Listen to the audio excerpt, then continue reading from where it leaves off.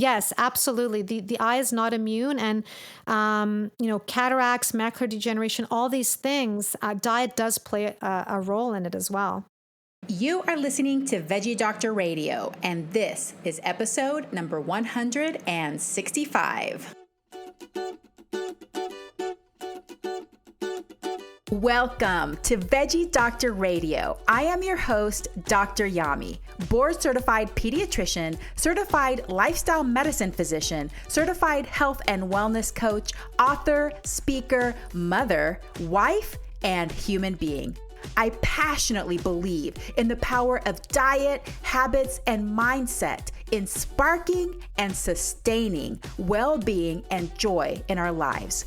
This podcast combines expert interviews and thoughtful monologues to explore plant-based nutrition, lifestyle medicine, parenting, mindset, and other exciting and fun topics.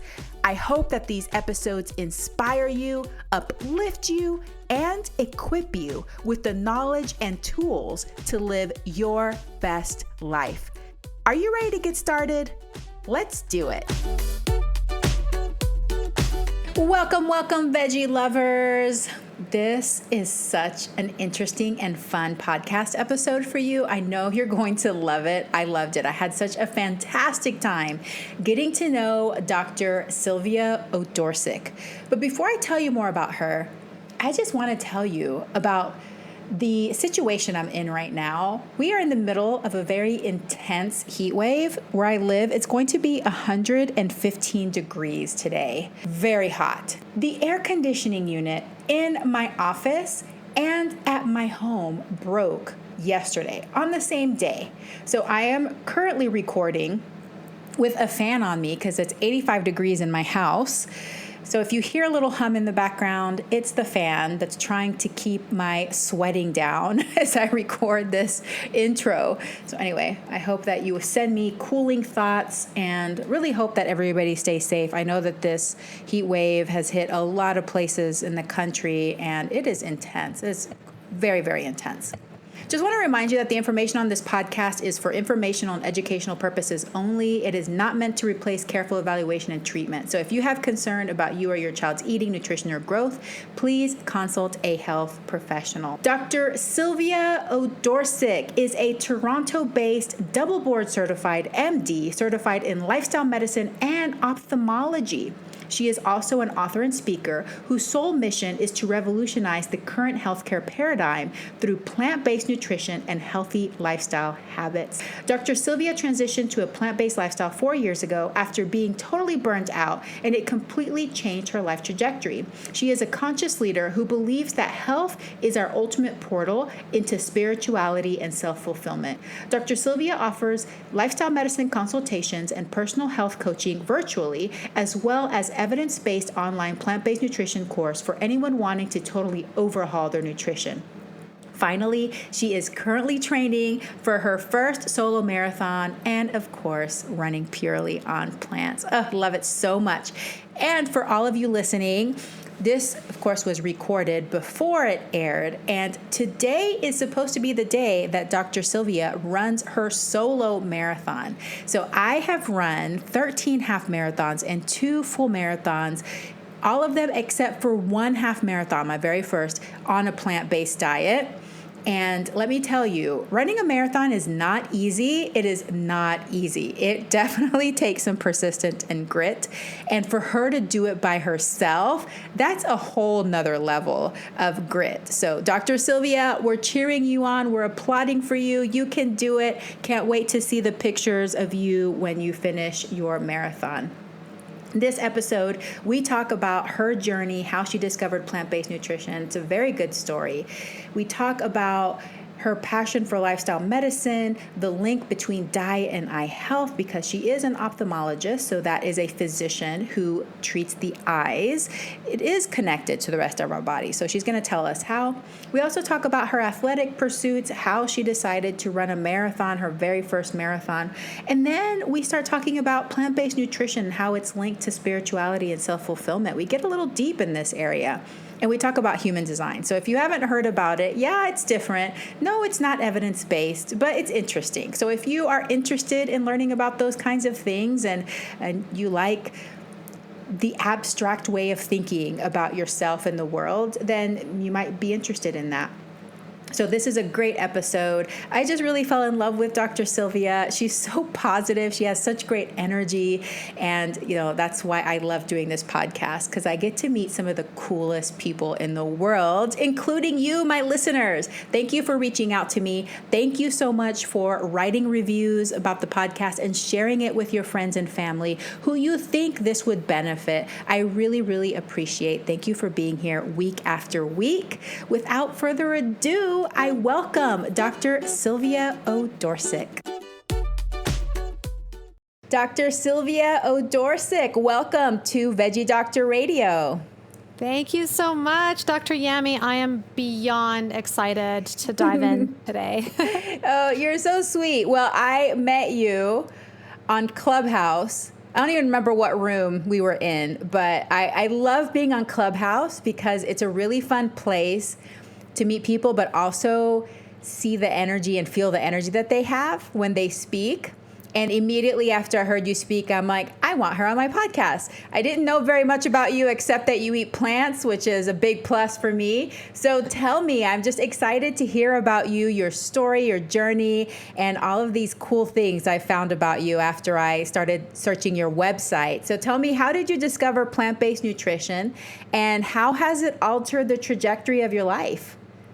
Ooh, I love that question. First of all, I'm so grateful. Thank you so much for inviting me on your podcast. And yeah, I think it was a Clubhouse room. I think it was on gut health that we were speaking, but Clubhouse is so fun.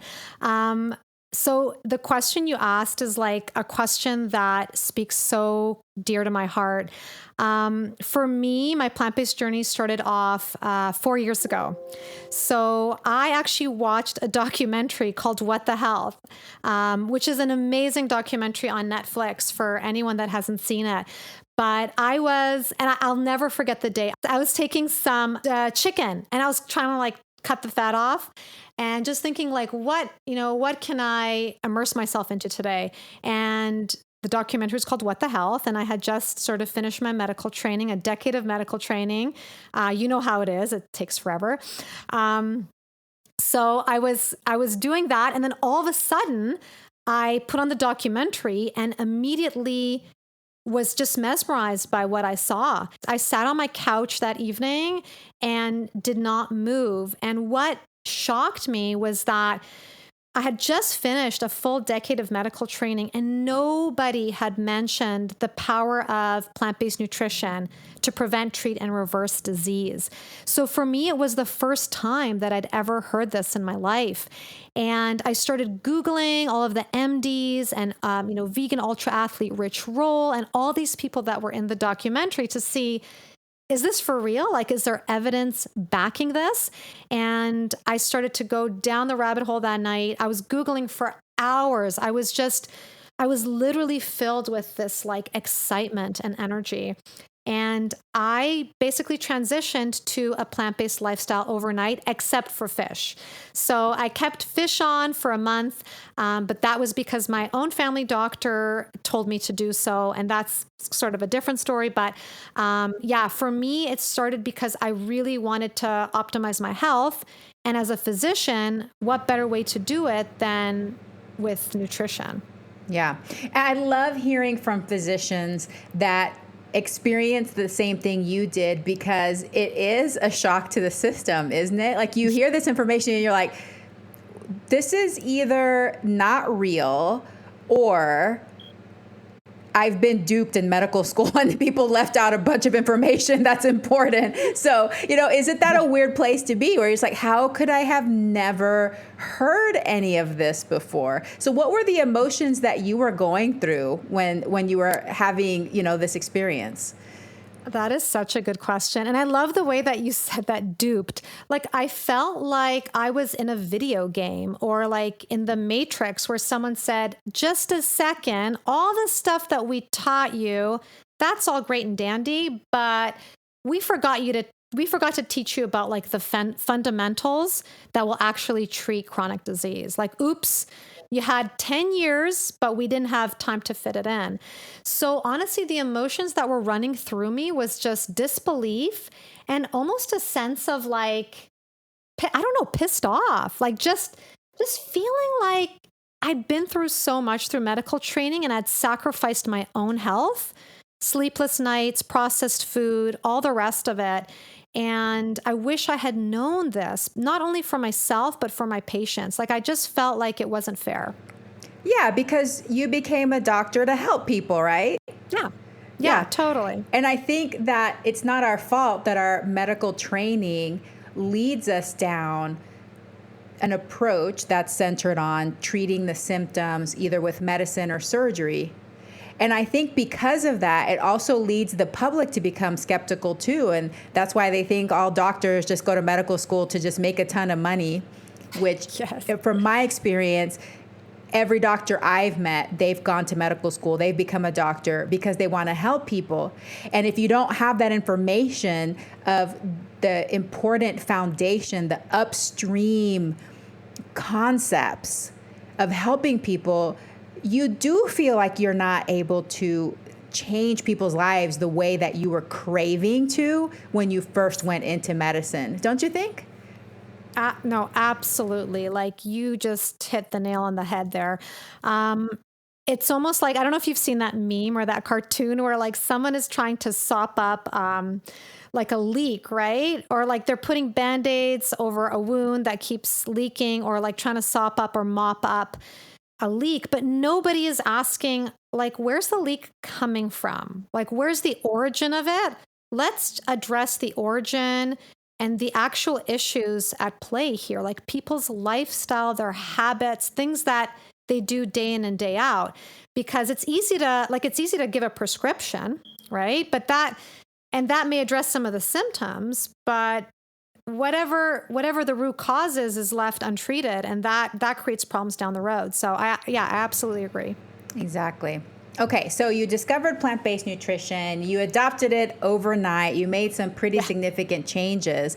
How did it start affecting your career and what you were telling patients at that point?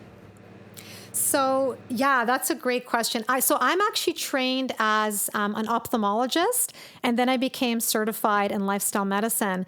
So in the ophthalmology practice, it's a very high volume, busy practice. And sometimes you get 10 minutes at most with a patient. And a lot of the patients we see have chronic disease like diabetes, and that's why they come to us. But, I felt frustrated because, I could help them. I can give them an injection or do a laser for their retina, for their retinopathy.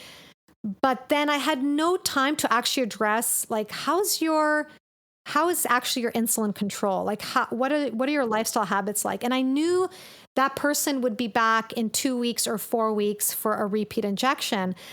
And it really bothered me to my core. I mean, I was happy to give them sort of the medical treatment at the time, which was preventing blindness and improving their vision. But ultimately, I just felt like there were all these unanswered questions, and I just needed more time.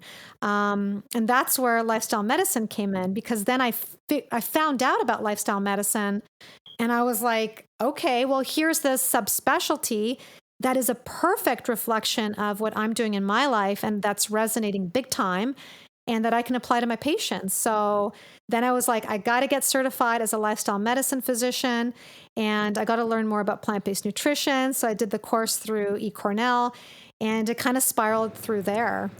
I love it. That's so beautiful. I think a lot of people probably don't see the connection between the eyes and the rest of the body.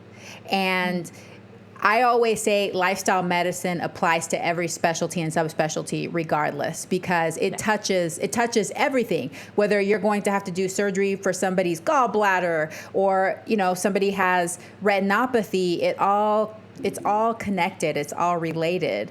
So have you, now that you are a lifestyle medicine certified doctor, do you have opportunities now where you feel like you can talk to your patients even with those short time frames? Have you been able to find strategies where you can start integrating it into your ophthalmology practice? Yeah, I love that question. So, to be quite frank, I've tried, but it is hard. Even if I have 30 seconds or a minute at the end, I may just, tell them, hey guys, like here's forks over knives, or have you seen the Game Changers? Are you thinking of getting more veggies on your plate? But again, I don't think the setting is just not appropriate. There's no time. It has to be something that's done in a longer time frame, which lifestyle medicine allows. And there has to be an extended focus on it. So I'm sure you've noticed this with your own patients, is that to make lifestyle changes, like this isn't like one or two visits. This is consistent visits and accountability for an extended period of time. So although, again, I've tried incorporating little bits and pieces into the ophthalmology practice, I think that where I really, resonate with patients and see massive changes is when I work with them one-on-one through lifestyle medicine separately. Yeah, absolutely. And I'm also a certified coach. And one of the things that I know for sure is that habit formation, behavior change, it takes time. It takes time. It takes several trials. It takes trying different things. We can't just decide one day, okay, we're going to do this, and then it's just perfect. That's just not the way we work as humans. Our brains don't work that way. And plus, we're surrounded by an environment that is pushing us away from healthy habits, unfortunately. So we have to be even stronger about our devotion and our determination to change our behaviors and adopt healthy habits. Yes. No, totally agree. I think we have to have, I like to say it's like a laser-like focus on your health. And whatever sort of drives you to maintain that health, whatever your why is, has to be your anchor. So for me, it is giving other people permission to be healthy by showing up healthy. It's fulfilling my life purpose on this planet, and it's showing my kids what a strong, confident person is who wants to increase their longevity and fulfill their life purpose. So, but each person, I think it's so important to dig deep and figure out what is your why for why you want to live a long and healthy life. And that will always be your beacon. So even when you face stressors, disease, life transitions, lack of motivation, like you just come back to that why and that'll anchor you. Yeah, that's your North Star. It guides you, it pulls you in that direction. I love that. Yes. Well, briefly, for those that aren't aware of the link between diet and eye health, can you give us some examples of how and why what we eat really matters for our eyes? Yes, absolutely. So, eyes, like every other part of the body, they will experience inflammation. They will experience oxidative damage, and it shows up in unique ways. So we have a lens inside the eye that eventually becomes a cataract. I'm sure everyone's heard of a cataract. They know someone that's had a cataract removed. And basically, that is the result of oxidative damage. So damage from ultraviolet light, but also from food. So cross-sectional studies have shown that when you eat a more plant-predominant diet, you have decreased oxidative stress and there's less incidence of cataract, for example, as well as things like macular degeneration. So macular degeneration as well is something that we think of, oh, it's an aging change. Everyone's going to get macular degeneration. But it's so not true. In fact, one of the most incredible stories is I saw this man. I believe he was in his early 90s, but he literally had the eye. When I examined his eye looked like the eye of a 60-year-old. His lens was virtually clear. It had some very light, what we call nuclear sclerosis. He didn't have any signs of macular degeneration. His vessels were healthy at the back of the eye. And I was like, what are you doing? Like, give us your life prescription. And he was doing something that the blue zones do. So he said he had social connection and friends. He was moving his body every day and he was meditating and eating mostly plants. That's what he told me. And this was before I was plant-based. And that never left my mind. I kept thinking, okay, if this man's eye looks 30 years younger, then obviously the rest of his body would be the same. So Yes, absolutely. The eye is not immune, and cataracts, macular degeneration, all these things. Diet does play a role in it as well. And what's the link between diabetes and blindness, or the problems that we start having when we have diabetes? Yeah, so that's a great question. And I do see a lot of patients with diabetes in my practice. So, unfortunately, just like the vessels are affected in other areas, so people with diabetes have more cardiovascular disease, they have erectile dysfunction, all these things. The same vascular issues happen in the eye. So they get something called diabetic retinopathy. So that's basically where they have this abnormal growth of this leash of vessels. And the vessels unfortunately bleed, they leak fluid. And so diabetics will often come down with macular edema, which is swelling at the back of the eye. And they can acutely lose vision overnight. And it's nasty. They go from 20/20 vision to like 20/80 or 2100 vision. If they have a bleed in the eye, they can literally go to count fingers or only light perception vision overnight. I mean, it's a bad situation. So, yeah, I mean, and that's just the end result of the, glucose dysregulation. And, they can have blindness absolutely if it's not treated properly. So, yeah. Yeah. Lifestyle is so important. So yeah, important. not fun, definitely. And our vision is so important for our activities of daily living and our social connections. And it's so important. And a lot of people don't realize how these chronic conditions can affect our vision and can affect our vision so permanently and so dramatically. So I just wanted to touch on that a little bit. And now for a very important message. Hey, veggie lover, if you are looking for free resources to guide you on your plant-based and healthy living journey, go to DrYami.com/free for tons of free downloadable PDFs. Hundreds of people have taken advantage of my tips to help them reduce meat and dairy consumption, navigate eating out, and build satisfying plant-based meals. Download one or download them all, and don't forget to share with friends and family. DrYami.com/free. And now back to the episode. But I want to switch gears here a little bit and talk about athletic pursuits. So you are currently training for your first marathon, and I know that you were excited to talk about the connection between nutrition and athleticism, and in particular, how your nutrition has impacted your training. So tell me more about that. Yeah, so I became part of a coaching program run by Jesse Itzler. So if you're not familiar with who Jesse Itzler is, definitely look him up on Instagram. He is a plant-based entrepreneur, like just someone that wants to live their life to the fullest. And he has a coaching program called Build Your Life Resume. So when I became part of the coaching program this year, he's like, okay, guys, we are going to do one massive event each year that's going to be like your life, a life-defining and a year-defining event for you. And it could be a physical thing, it could be a mental thing. But for me, I chose a marathon because I literally had not run more than 5K. Like, I was not a runner by any means. I'm not a runner by any means. I wasn't. I am now. And I thought, okay, let's try to do something completely outside of my comfort zone that's going to make me really nervous.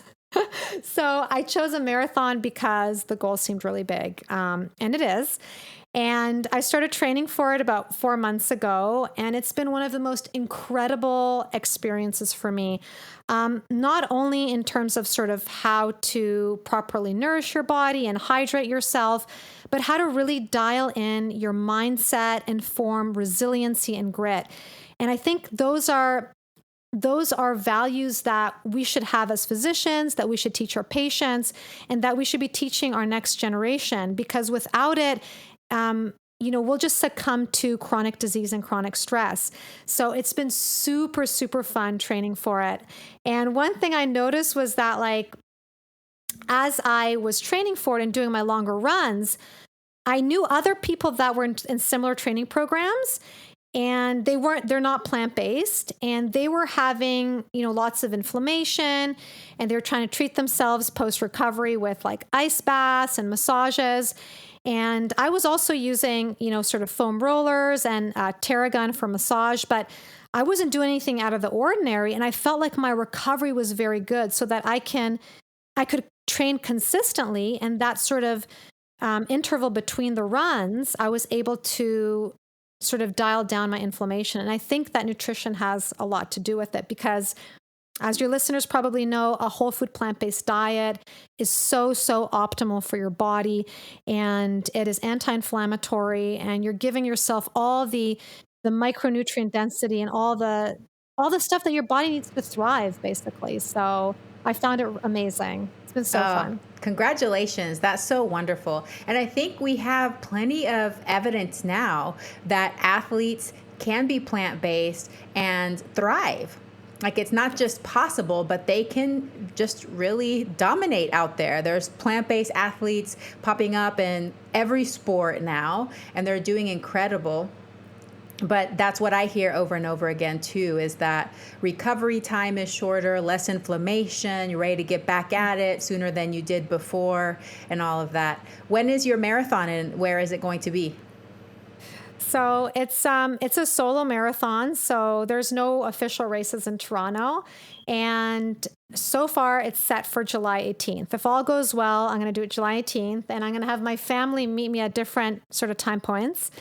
And I just can't wait, because I know it's going to be hard. But at the same time, I think that if a goal isn't big enough, it's not going to scare you, and it's not going to excite you. So the only way that we can grow is to put ourselves in uncomfortable situations and just watch ourselves unfold and blossom from there. And if you're not doing that, then you're either stagnant or you're going backwards, because everyone else is trying to grow, right? So I think that's really important. Yeah. I always say discomfort is the catalyst for growth. So unfortunately, we have to go through that discomfort if we want to significantly grow in any area. And it's true for the human body too. The way that our muscles grow, the way that our bones get stronger, is all through stress. So we have to have some amount of discomfort in order to make things a little bit better, grow a little bit more in certain areas. So I'm super excited for you. And actually, this podcast is supposed to air on July the 18th. So hopefully we'll have lots of good energy as people listen to this and cheer you on. Super fun. Oh my God, that's such synchronicity. I love that. Very happy about Great. that. Well, let's shift again. Speaking of synchronicity, let's talk about spirituality, and how have you connected plant-based nutrition to spirituality and self-fulfillment? So this is probably my favorite question of all time. So for me, this evolved just naturally. Growing up, we went to church and stuff, but obviously I think as you get older and you get into med school and stuff, sometimes the spirituality just either isn't there or it's just not a priority. And it was a natural evolution of going plant-based. So when I went plant-based, I started to care not only about my own body and what I put on my plate, but like I start to think about, where did my food come from? Who created this food? Is this a sustainable practice? What is all this stuff about agriculture? And is a plant-based diet the best way to support and sustain our planet, like for our next generation, for our children? And I start to have all these sort of bigger picture questions that just never had come into play before. And at the same time, I felt like when I nourished myself with the best food, that was sort of the highest form of self-respect and self-love that I could give myself. And when your physical body is optimized, then the mental clarity and the spirituality, I think it just flows from there. I tell my patients and my coaching clients, like, how can you possibly expect to have mental clarity and not be in brain fog all day if you're eating ultra processed foods? Like, if you're feeding yourself refined sugar and refined grains and saturated fat, I mean, what is that doing to your arteries?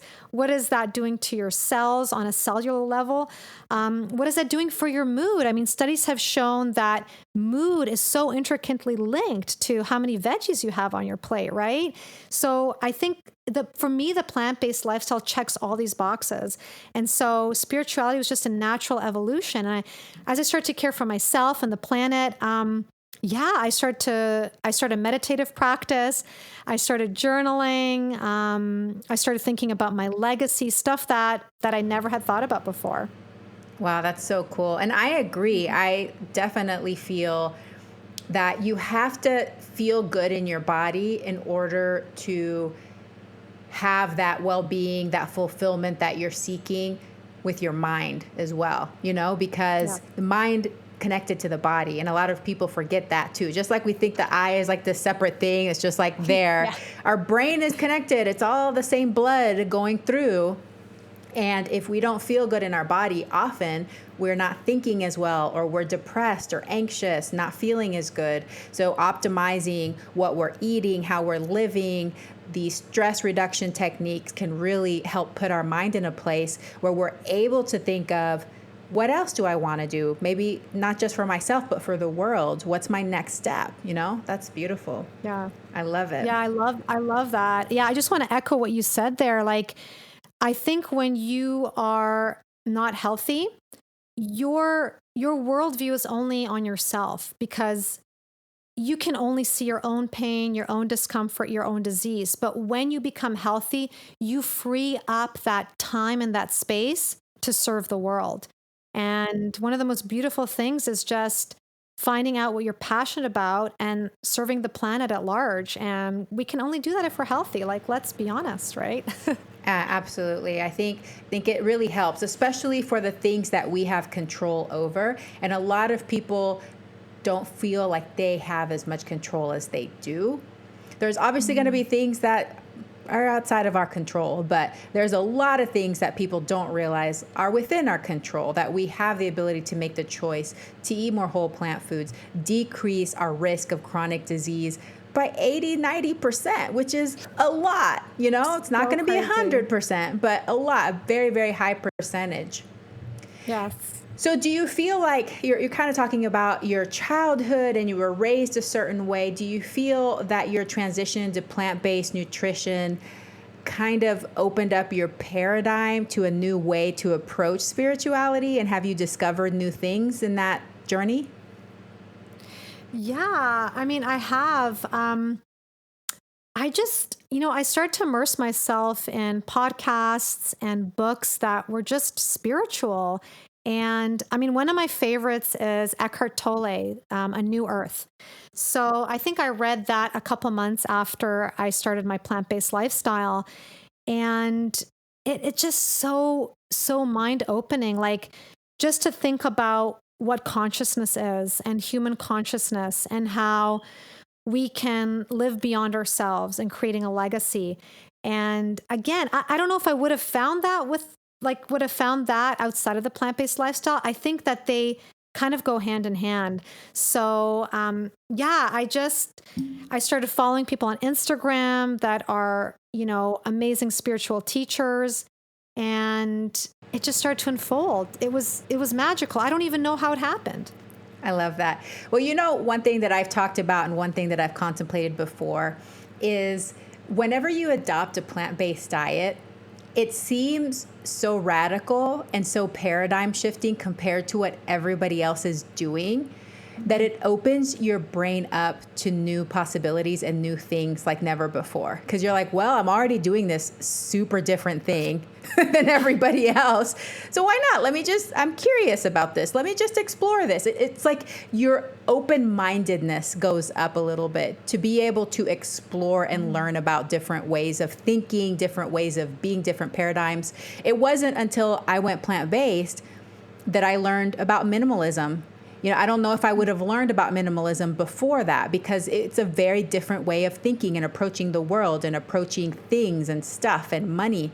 And so I feel like it's just like that one door opens and suddenly all these other possibilities open up in front of you that you can choose from and explore and play with and evolve. Yeah, I love it. I so love what you said. You're right. It shifts your paradigm completely because you start to re-examine your past and your conditioning. At least that's what happened to me. So you start here, like I remember hearing a podcast, I think on Rich Roll, where Melanie Joy was talking about carnism. And I was like, carnism? What is this? Like, why am I not okay with, murdering my dog and serving my dog for dinner, but I'm okay with buying these faceless pieces of meat wrapped up in like plastic, and I'm okay with eating that. And actually, one thing that I've been doing lately is I've been going through old photos. So I asked my parents to show me like photos growing up. And I found like the most incredible stuff. And I would recommend this for anyone that's like looking to get in touch with themselves and examining their conditioning. Like I found photos of myself playing with animals and even chickens that my grandma used to have in Croatia and all these things. And at the time as a child, like you're so innocent, right?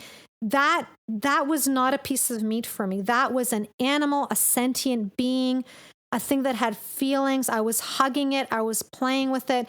And at some point, that chicken became a piece of meat on my plate, and it was never talked about. It was just served to me.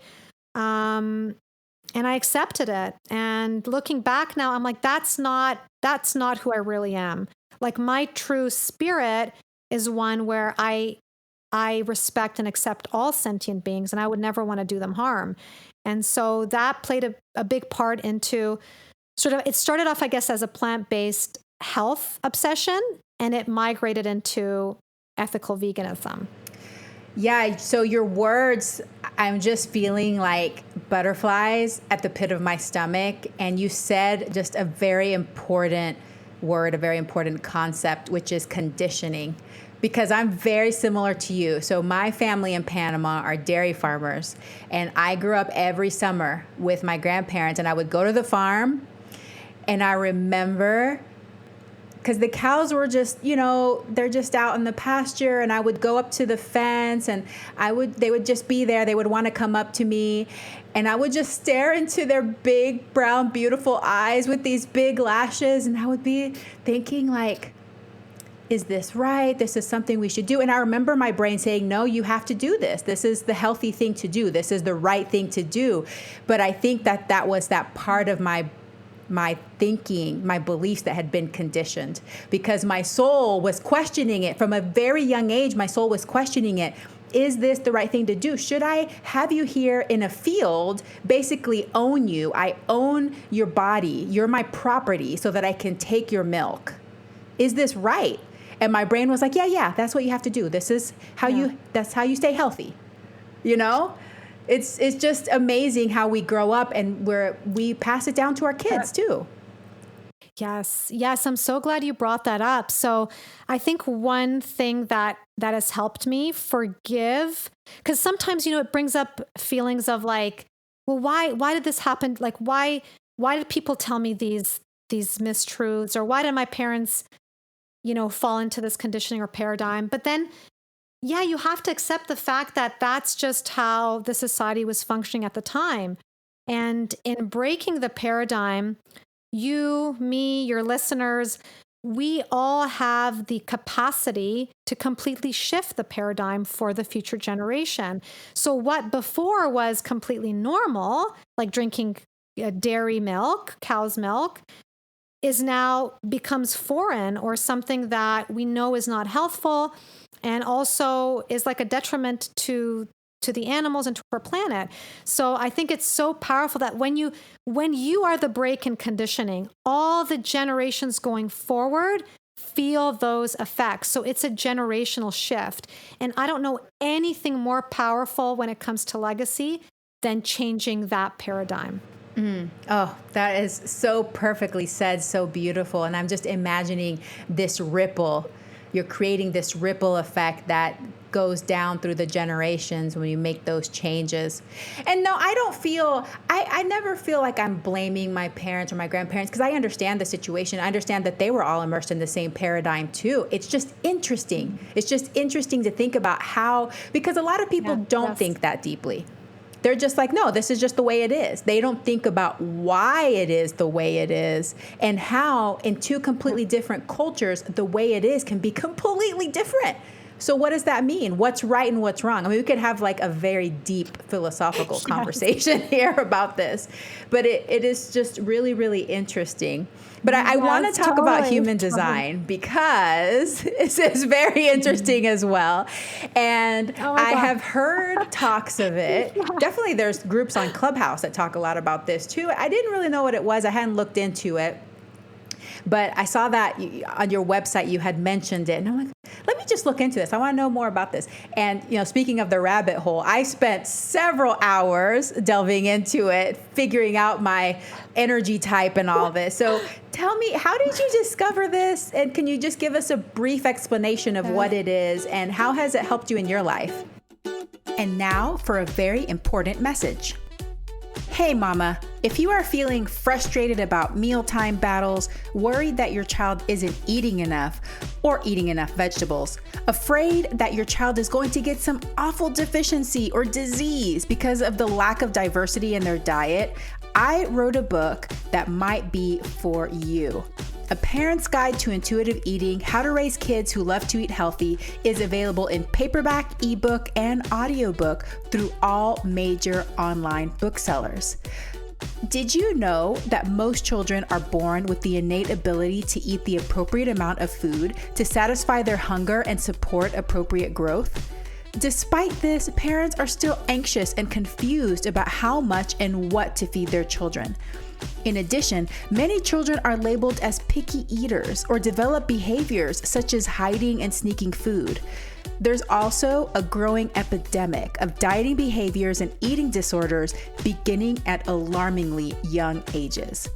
In my book, you'll learn the 5 pillars of healthy eating, how to apply intuitive eating through all the stages of development, lifestyle habits that support healthy eating and body image, troubleshooting and problem solving for picky eaters, overeating, and dieting behaviors, how to create and foster a healthy body image in your children, how exploring your own body image and relationship with food will help raise an intuitive eater, and what foods to offer your child at different stages of development. A Parent's Guide to Intuitive Eating, How to Raise Kids Who Love to Eat Healthy, available in paperback, ebook, and audiobook through all major online booksellers. Are you ready for a fresh approach to feeding your child? For more information, visit dryami.com/book. And now, back to the episode. I'd love to. Actually, before I do that, though, can you tell me what you are? Like, which subtype are you? Are you like a generator? I'm a emotional projector. Oh, I think that's pretty rare. I don't think it said 21%. Yeah, okay, 21% of people. Okay. So I think you're fairly rare. But oh my God, I love this question. So this is how it happened for me. I know I did the same thing. Like I literally went down the rabbit hole with this. So as I mentioned earlier, I got into spirituality, and one of my mentors and spiritual coaches, her name is Natalia Benson, and she's this incredible woman that has courses. I've taken her courses and I do some of her meditations online. But basically, she was giving a class on human design. And I was like, what the heck? What is human design? But again, as you mentioned, I'm like, well, I'm going to be open to it because, well, I'm a plant-based doctor. Like I'm doing all these things, right? So let's just try and see what this is all about. And I remember Wikipediaing it, and it said it was a pseudoscience. So I was like, is this just some BS? Like, what is this? But at the same time, I think I was open-minded and I wanted to learn more. And human design, basically it's like you fill out some information and it gives you a body graph. Now, I do not know the ins and outs of the body graph, but it does give you a sort of a dominant type that you are. So there are generators, there are reflectors, projectors. So you're given sort of a category, and I'm a generator. So generators are the majority of the population. And basically, it gives you sort of a roadmap of how to approach your career, how to approach your life. And for me, what was amazing was just tapping into the fact that generators are very intuitive. So generators really combine the heart and the mind to fulfill their life purpose. And that really spoke to me. Like, I love that. So it's kind of been a fun exploration. It's gotten me out of my like super critical thinking medical mind, and just another thing to add to, spirituality. And if nothing else, even if it is complete BS, I think it's a way to tap into yourself and figure out, like, how do you best function? What resonates with you and what lights you up? And when we can find those things, then we can become very powerful at what we do. Yes. You know what I think is amazing about all this stuff? I'm just going to admit, and for my listeners, because I have a couple listeners that have reached out to me, I did an episode on Enneagram, which I love so much. And some listeners were not too happy because they wanted me to just talk about pure evidence-based psychology and this kind of stuff. But what I say is, if something helps you and it works for you and it's not harming anybody else, then it's not a problem. I don't think everything in life has to be evidence-based. I have been into astrology and palm reading since I was a kid. And it comes from my Latin American roots, because in Panama, even though I was raised as a Catholic, we have a lot of mysticism as well. And so it's just natural. We would interpret dreams like every morning. Me and my grandma interpret dreams, and she would pick her lottery ticket numbers based upon our dreams. But I think what's really cool about this stuff, whether it's evidence-based or not, the word you said that was most important is resonates. So whenever you approach these things and you try to apply it for your life, I think it's almost like this right-brained abstract thing where it gives you permission to honor parts of yourself that may go against the grain. I don't know if that makes any sense, but whenever you see something that resonates with you, but it's maybe not the way that society tells you you're supposed to be, but then you read something like, you're like, oh, this makes so much sense. Now I can accept myself more, and I can learn how to work with this, even though nothing changed. Your personality is the same. You're the same person, but now you've given yourself permission to be that person and to figure out how to be that person in this world based upon your dreams and what you want to create in this world. So I think all of these things can be useful. It's just really about how you interpret it, how you apply it, and what resonates with you. Oh my God. I totally love, like, you've encapsulated it perfectly. It's just picking tools and techniques that are going to make you become your best self. And to me, I do not need a cross-sectional study to tell me that if human design is making me tap into my creative process, then I'm going to do it. I don't need a study to back that up. So, and you don't need a study to show you that you're feeling joy and that you have the well-being you desire. You don't need that. You have your own intuition to tell you that. And apparently your intuition is very strong. So yay, winner on all sides. Well, one thing that I thought was cool that it said about me being a projector, which is something that I've believed for a while, is that I'm here to be a guide. I've embodied that for a long time. But the part that was super creepy and cool at the same time was that it said projectors, the best way to be aligned with that guidance is to wait for an invitation. And I intuitively have discovered this over the past years, that I'm not here to be in people's faces and tell them how to live their lives. I'm here to be present. And when people come to me and they desire my guidance, my knowledge, I can give it to them. And I think that's what this podcast is too. Like, I just put it out there and people find it. And I think that that's perfect as far as like my projector energy profile. So I'm definitely going to look more into it and learn more about it. But thank you so much for writing that on your website so that I could learn about something new. Well, what do you wish more people knew?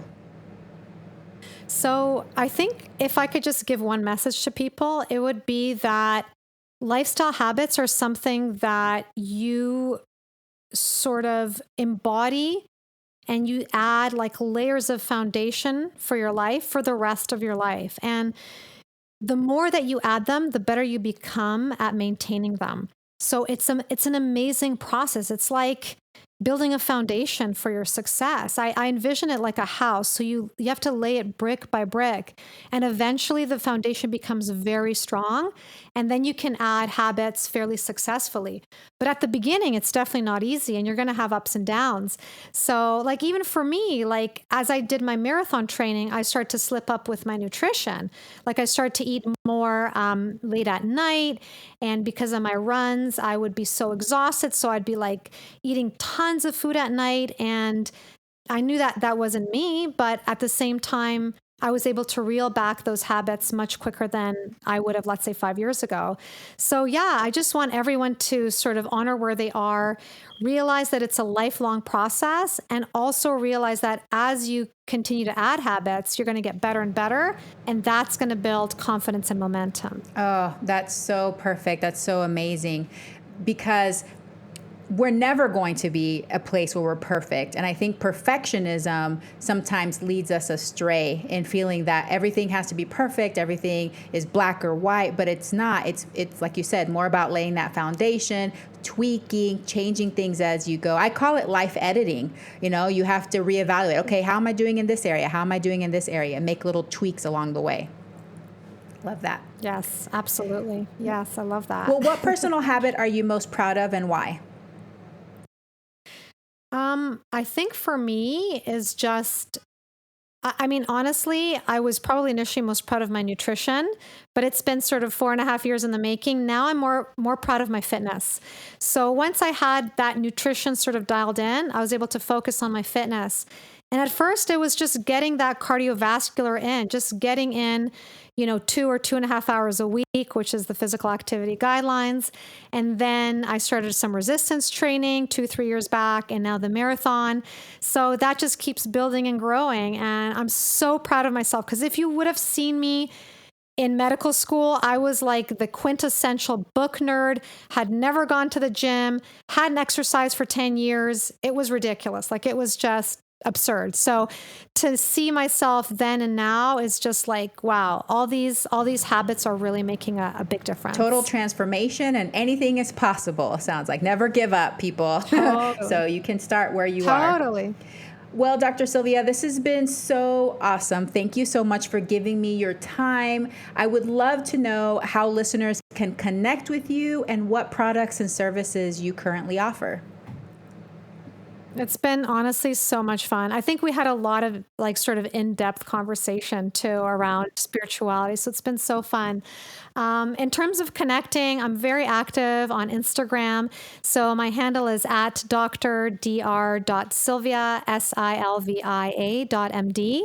And I have recipes there. I've got lots of mindset stuff, fitness stuff, marathon training. So come and connect and say hi through DM. I honestly, I love to connect with people and just form friendships and mentorships. It's so fun.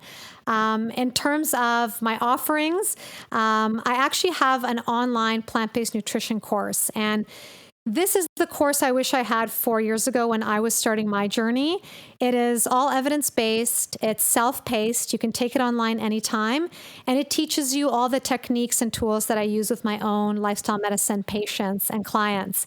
And it's all in there. Everything from macros and whether or not to have oil in your diet, intermittent fasting, mindfulness, like we cover it all. So for anyone that's really wanting to overhaul their nutrition, the link is in my Instagram bio for that. And the other offering that I have is personal lifestyle medicine consultation. So I do that online virtually. So if you want to work with me personally, I would absolutely love that. It is an honor for me to see people transform their lives. Like it has been one of the most amazing things that's resonated with me is just working with people and seeing them make substantial lifestyle changes. And sometimes all we need is a framework and an accountability partner. And so if anyone's looking for that and is ready to really up-level their health and their life, I'm waiting for you. Fantastic. And do you accept clients from all over the world for that? Yes, I do. So I'm based in Toronto, Canada, but I work with people all over the world. Most of my clients are in the States and in Canada, but I've also had some clients in Germany and elsewhere. So time zone is not an issue. The other place to connect is my website, and it's under the same name, so drsylviamd.com, and that's got my courses and my coaching and all the things. Excellent. Well, this has been fantastic. Before you leave, I would love if you leave us with one call to action for the week. What is one thing that we can do this week to improve our health and well-being? Oh, I love this question. So I would say to tap into your spirituality, whatever that means for you. Maybe it's just saying 3 gratitudes when you wake up. Maybe it is buying that amazing journal that you've been waiting for all this time and doing a stream of consciousness for 10 minutes in the morning. Or maybe it's just taking a walk and being alone with your thoughts. But I want everyone to try this week to really dial in their alone time, their spirituality, and their gratitude. And honestly, for me, I found my best, most creative ideas are flowing when I'm in that sort of meditative alone space. So let's do that, guys. I love it. What a beautiful call to action. What a beautiful message you have to share with the world. I really am grateful for the time that we've had together today, and I hope that someday we get to meet in person. So Dr. Sylvia Odorsic, thank you so much, and I hope that you have a very plantastic day.